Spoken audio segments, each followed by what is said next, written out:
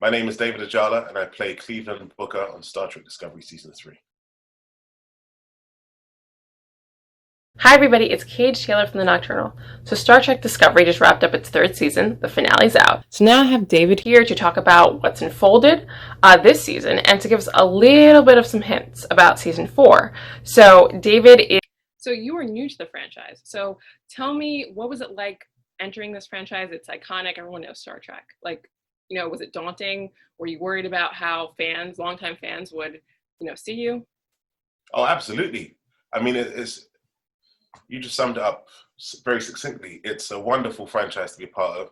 It's been part of popular culture for north of 50 years, has a massive fan base and following because these stories really mean a lot to people, and then now to be part of this franchise and to be part of this very special way of telling stories is not only humbling, but it's really inspiring. So I was definitely a little nervous, a little afraid, but I'm so happy that I said yes to it and to be part of this franchise because it's been a real blessing. It really has been. Is it something that you watched when younger, or were you watching Star Trek, whether it's this one or the past ones, the older ones? Yeah, so I've always kind of been familiar with Star Trek, but the weirdest thing is you're familiar with this show, you know a bit about it, but you just never kind of saw it on your peripheral. Me personally, I never saw it on my peripheral. So then when the opportunity came about to be a part of it, it almost felt like breaking the fourth wall and then now being part of something that you've been very familiar with. But actually being part of it makes it feel that much more special. Yeah. So going off that, what was the experience like, not only acting in it, but like after, the season was over and everything, watching all the episodes and, knowing that it has this iconic history and now seeing yourself a part of it? Yeah, that is wild. It is wild. And I've only seen the first episode of season 3. I'm really excited to watch the rest of the show. It's just a personal thing. I call it sufferance for the art. Someone said the other day, so I'm just literally recycling what they just said. And for me, it's just a sacrifice that I've been willing to do to not watch it, to not be too familiar with the show and with the world. But at the same time, I can't wait to watch it. I can't wait to see all the hard work that the creatives and the actors have been putting in to bring this show together. So as soon as obviously I have the time to, I'm gonna binge it instantly, which will be very, very soon. Obviously you've read the script, but you probably haven't seen everybody's seen. So how do you keep yourself? I don't know if it's still spoilers to you at this point, but you still haven't seen it. Do you consider it spoilers? Do you hide from what the world is saying about all the episodes? How do you do that? Do you know what's really special? Really good question. Is for me, once I've worked on whatever project it is, you do the work, and then it's down. The work that you've left is down to the editors and the director and the exec producers to put together. It's no longer yours. And then once they've done their work, it's for the fans. It's our gift to them. So I really vicariously enjoy and find it so fulfilling enjoying the reactions of the fans by, when I'm able to go online to read their comments and see how they respond to the stories. Because I know the stories in my head from reading them and from acting them out and playing these scenes, but I don't know how it's been put together. So to read the feedback from the fans is like an added level of excitement for when it comes to me watching the show for myself, which I can't wait. Is there a scene that you're most proud of shooting or a scene that you had the most fun shooting? Oh, so many. Literally, there are so many. I have to say, the first episode of season 3 was really cool. We were in Iceland. We're in unfamiliar territory. Story-wise, we're 1,000 years into the future. And we had an Icelandic crew and then the Star Trek Toronto crew working together. And there was something about working together and building the right synergy to pull it off. And we managed to capture some really, really awesome stuff in that episode. But throughout the season, there's just a lot of moments that I really enjoyed, particularly, so I've spoken about the beginning of the season. At the end of the season, I loved shooting the fight sequence that we did in the turbo lift. That was very fun. Perfect. Okay, and then so could you go a little bit more into your character? Who your character is, what motivates them, and how you channeled that energy throughout the whole season? For sure. So with Cleveland Booker, he's a really cool character. Even just reading on the page, there's just something about Cleveland Booker that represents a really aspirational part of humanity, and that's to be selfless, giving without necessarily requesting anything back. I love the fact that Cleveland Booker is someone who operates from a place of abundance, who is very able to he's very able to handle himself physically, but at the same time, he has these sensibilities that keeps him connected with nature, with sentient beings, with emotions, with feelings, with people. And there was just something really fleshed out about that character that I found fulfilling. And I guess, like, for me, when it comes to acting and with characters, it can be quite a spiritual process. So there's something about inhabiting the character of Cleveland Booker that I feel personally has made me a better person, which I can't really say for many, many, many acting roles. But every now and then when it does happen, it's really, really special. Yeah, so do you feel like sometimes in your day that you're kind of being a little bit Cleveland and not like David, like Cleveland takes over in your everyday? I like the idea of that. Yeah, I guess it's just maybe sometimes it's conscious, sometimes it's unconscious. But I think, like, dare I say, there's something about Cleveland Booker that I think he's a really cool character. And what I find attractive about someone like Cleveland Booker is the fact that he's very transparent and is comfortable in his skin, you know. And I think that's something that I aspire to do in my life as much as possible, to always keep it 100 with people and to be as transparent as possible. Yeah. And then has season 4 started shooting yet? It has. Okay. Is there anything you could maybe say, whether we're going to see more development of Cleveland, or like anything Cleveland news that you could spoil a little bit? I hope so. I hope so. Yeah. And I hope if we do get to see Mr. Booker again, I hope we do get to delve a little deeper into a few loose ends from season 3.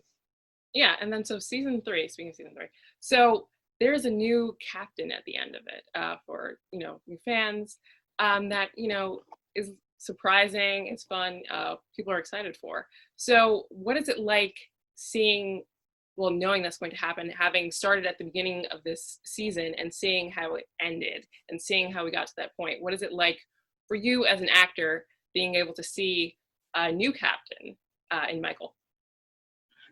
It's really special. And I remember when we were shooting the scene, it was just really emotional for a lot of people, And I guess, like, for myself and the character Cleveland Booker, we've got to witness Sonequa Martin Green, Michael Burnham really evolve throughout the season. And we have to remember at the beginning of the season, Cleveland Booker and Michael Burnham spent a year together and, did a lot of adventures and a lot of growth and a lot of sharing and kindness and empowering each other. So for Cleveland Booker to now be there on the bridge to see Michael Burnham feeling completely comfortable and at ease in her skin, becoming the captain, it's a really, really wonderful moment, because he knows Michael Burnham is in the right place at the right time, and she's the best person for the job. Yeah, and in your past, you've had a few roles in works that had a female kind of lead, a female captain, a female kind of driving the story. Supergirl, things like that. So, what is it like seeing all different types of diversity? Especially in this franchise, we've had Nichelle Nichols as well. So, what is it like, kind of being a part of a franchise that, I'm going to go into race, but is for women, it's history making? Oh, absolutely. Oh, we can go straight into race because I love chocolate. Chocolate is important. And I think we need to see as much chocolate on screen as possible, the same way we can see as much caramel on chocolate and various shades of candy or sweets, which are which represent the rainbow of the race of humanity. I want to see more of it on screen. It's beautiful. It's so great to see a black woman like Sonequa Martin Green being the captain. She's a woman full of courage. Michael Burnham is a woman full of courage, who's resilient, tenacious. She just so happens to be black, you know. I think it's important to see these stories told through the lens of different people. And the more it happens, I think the more we as audience members are going to feel enriched by these stories, because we're going to feel that much closer and connected to people who may not necessarily look like us. I think that's the healing process, and it's very important. Yeah, I love how you said, a woman who happens to be black. Like, it's not like you're not the black character. You're playing a role, and you happen to have an identity. So what is that like?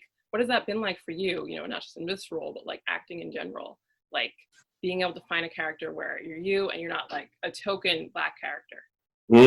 Yeah, it's really awesome to be able to, like with Star Trek specifically, Cleveland Booker is a guy who does a lot of wonderful things, a lot of humanitarian things, who is kind, hardworking, resilient, tenacious, strong-willed. He just so happens to be a black guy with an English accent. It's just, it is what it is, and I love how it's not spoken about. It means that we're able to just transcend the limitations and labels that people put when it comes to race sometimes, and then just see these characters just living and breathing. I love seeing moments on screen when I have seen bits of Star Trek season 3, Star Trek Discovery season 3. I've seen Michael Burnham and Cleveland Booker, because I've heard some brothers and sisters online saying that they don't see much black love in space. And I'm like, cool, well, now we have it. And I hope that as you're seeing black love in space, for all the other people from different walks of life who want to see themselves on camera, on screen, I hope they too get to experience that. Why not? It's a beautiful thing. So speaking of that a little bit, so now being part of like a franchise like this, fans, they have a deep admiration. They do like fan fiction, they do fan art. Have you read any of, the different things fans have come up with? Oh, like the fan art has been amazing. That ridiculous. The talent levels of these artists who just so happen to be Star Trek fans, I find deeply inspiring and humbling. And whenever I can, I always repost their work on Twitter, on Instagram, just to share it, because the Star Trek fans, they are the gift that keeps on giving. They really are. And I've collected a lot of the fan art as much as I can. Yeah.